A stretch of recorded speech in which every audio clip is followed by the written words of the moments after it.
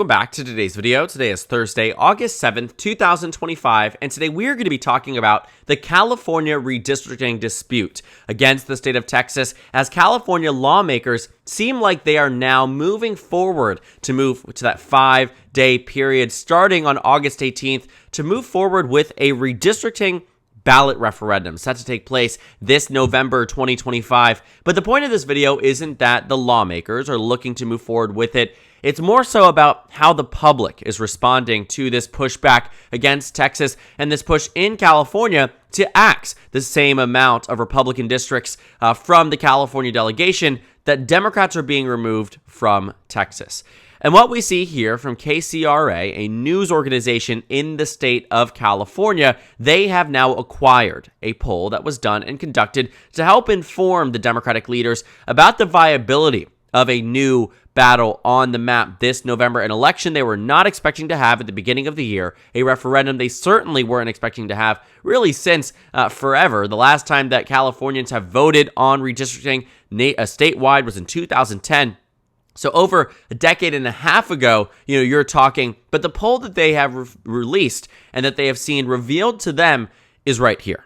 They ask voters about adopting temporary congressional districts if Texas or other states decide to do the same in the middle of the decade.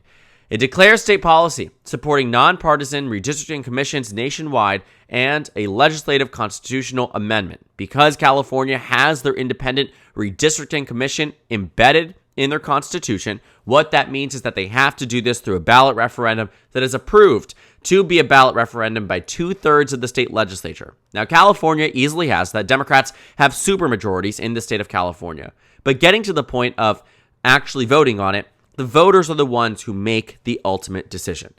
Now, the initial data tells us that 41% of voters are a no. And that actually tracks in line with the Republican Party vote share in California. Donald Trump got about 38% of the vote. 41% isn't too far off. The thing here that Democrats should look at is that 52% of voters say yes right now. Now, this is before any major efforts have been put forth on either side to back the referendum or to oppose it.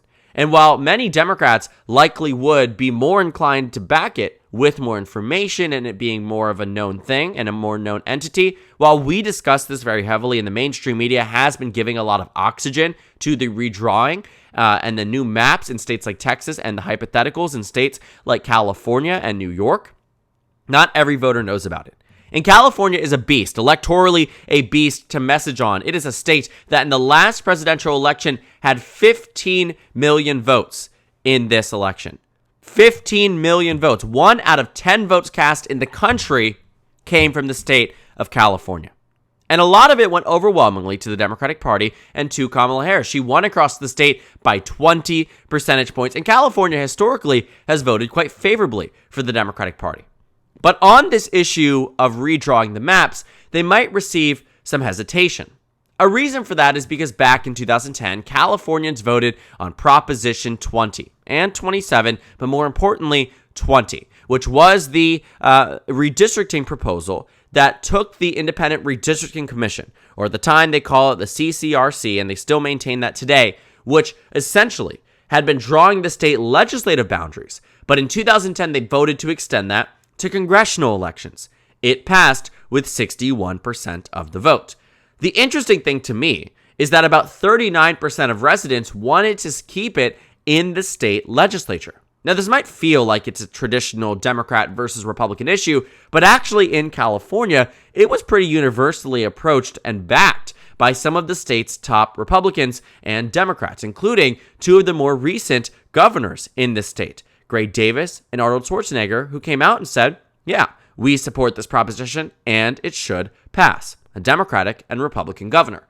Not to mention that at the time, Democrats were leading the way to redistrict across the country in a way that meant they were trying to do it fairer. They were the ones proposing the initiatives across many state boundaries to redraw maps with an independent commission, and California was no different, but many Republicans did co-sign onto this. Why? Because the fairer map in California, in a state that traditionally had Democratic leadership and Democratic governance, especially in the 2010s, was going to have a better map for Republicans if it was drawn more fairly. So 61% of voters passed it and said that we support it. In terms of turnout, it was the 2010 midterms, but only about 9 million residents voted, and it was the lowest turnout election we had seen in quite some time leading up to that midterm election. Now getting back to where we are today, Democrats start out with the majority, and an 11-point lead across a state that historically had voted against gerrymandering actually isn't too bad for the Democrats. And in fact, it gives them a lot of wiggle room. With 7% of voters undecided right now and about 14% of the 14% of voters saying that they're slightly in favor of voting against this bill, means there's room for it to really move around. And Democrats are often the most engaged and enraged in this election cycle. In 2025, we've seen it in every special election that has taken place since Donald Trump has come into the Oval Office. And going into the next year and a half, it is everyone's expectation that Democrats are the ones who are the most enthusiastic to vote. And that's what the data is telling us. And in a state like California, this is just based off what the general populace says. But based on what we're seeing here, 69% of Democrats are saying that they support it. 66% of independents are opposing it. But amongst the nonpartisan voters, the majority support this ballot referendum, even to a higher degree than what the overall voters in the state do. And if it is the fact that more Democrats turn out than Republicans, these numbers will look a lot closer to a 60-40 ballot referendum rather than a 52-41, or even in a best case for the Republicans, a 52-48. Now, looking at California's electoral history, the map here already favors the Democratic Party. Now, thinking about California just broadly, the Democratic Party, again, coming into it with this advantage, in theory, doesn't really need to redraw their maps if 2026 ends up being such a good year for them. Many of these districts were decided by margins that are within reach for the Democrats in the next election. But what it would essentially do isn't just make it so Democrats can win some of these more competitive districts by a higher margin. Instead, it would actually take some of the districts the Democrats currently have and shore them up, meaning that the investments and the time the Democrats would be spending in states like California, pouring in tens of millions, in some cases hundreds of millions across the state to ensure that districts that were won by 1 point are won again, 3 points are won again, 4 points are won again, 2 points are won again. This is the way the map goes. Democrats could actually decide to draw it so their maps are all Harris plus 10, and you don't even have to invest in any of them, because it would take a Republican wave for Republicans to even crack one of the 47 districts that Democrats are going for on this map, or potentially one of the 48 districts that they're going for on this map. And so they're trying to compact all the Republicans in together into 4 districts, make it so these main cities are diluting extra areas around California in favor of the Democratic Party in the same way that Republicans are trying to do Texas. But if you've been watching these videos, you already know what the California map is. My understanding of what the data is saying in terms of how many voters support it versus not is that Democrats have room to grow, but it's a good starting position. Because the last time that California voters got the decision to actually say, do we support it or not? And when it was written in oppositional language, similar to how it might be drawn in this upcoming map in 2010, they had a coinciding referenda across the state asking voters, do you support eliminating the state's redistricting commission? About 59% said no. But the Democrats are also playing it smart too. If you look at this language here, it isn't just that they're trying to say, get rid of the Citizens Redistricting Commission. That's actually not what the ask is. What the ask is to temporarily suspend it. And that if Texas moves forward with this piece of legislation, which I can guarantee you by the time voters are voting on this, they will have succeeded on the Republican side, or maybe in some cases altered their map to slightly benefit Democrats, but this will still be an issue and still be something that Democrats vote on. The map here is going to be about adjusting 2026, 2028, and 2030, and keeping the Citizens Redistricting Commission in place for the next cycle. So it wouldn't be getting rid of it entirely, but only suspending it through the rest of the decade. Coincidentally, obviously not, through the end of Donald Trump's term. And so if that happens, if that is something that the voters pass, it is more likely to pass with that language included as a caveat rather than keeping it in mind that maybe this would mean that it's getting rid of it entirely in the future. If it keeps it in 4 years after the 26 midterms, then voters are going to look at this and say, okay, I could be more inclined to get on board to meet this moment to do what the Democrats are going to be messaging on, which is that, yes, gerrymandering is bad. But if we won't win the House fairly because Republicans are playing unfair, we can't sit idly by and let them do that. We have the power in California, and thus we should redraw the map so they are forced to bargain with us at the next census to say, let's not do any gerrymandering. I won't gerrymander if you don't gerrymander. Because Democrats had historically been the ones doing it. California is a great example. It is Democratic voters that ushered in this victory for California residents in this state to say that they're going to lead the nation. Guess how many nations followed suit? Well, some actually came before California, but arguably not many.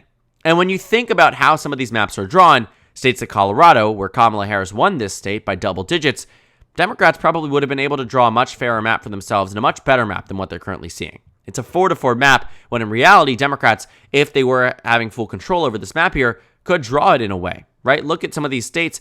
Yes, Republicans are holding on, and in the next wave year, it might look better, but in 2018, that looks likely better for Democrats, but it should not have been coming off of the 2020 election as a state that Biden won by nearly 15 points as a state with an equal and split delegation. In Michigan, Democrats had a narrow trifecta for a little bit of time in Michigan, but Republicans currently hold the advantage in that state. But in 2022, Democrats narrowly did. But again, as a state, especially 2018, this is one that I think was quite interesting to say the least. But looking at that 2018 election and looking at it compared to 2024, huge differences. Shouldn't be that way if Democrats had control. New York is a great example too of how the map here in tandem with the state legislature had to be drawn in a fairer way because Democrats didn't try to move forward with other things. And so thinking about the states that have implemented it, I would say Arizona is the only real one here, but even then their map overwhelmingly favors the GOP, despite it being a state that, even in this election, when you take a look at the numbers here, the big reason why it looks this way is because Republicans were running in races that were arguably not contested to the same degree, right? Arizona's 9th district, what were you looking at? A 96-point margin on the overall average here, though. Remember, back in 2020, this is what the map looked like. The independent commission redrew it, and they drew it in a way that made it very difficult for Democrats to win. 3 Democratic vote sinks, and you can see it. Pretty intentional here. Adelita Grajova just won this race, actually, in the special election.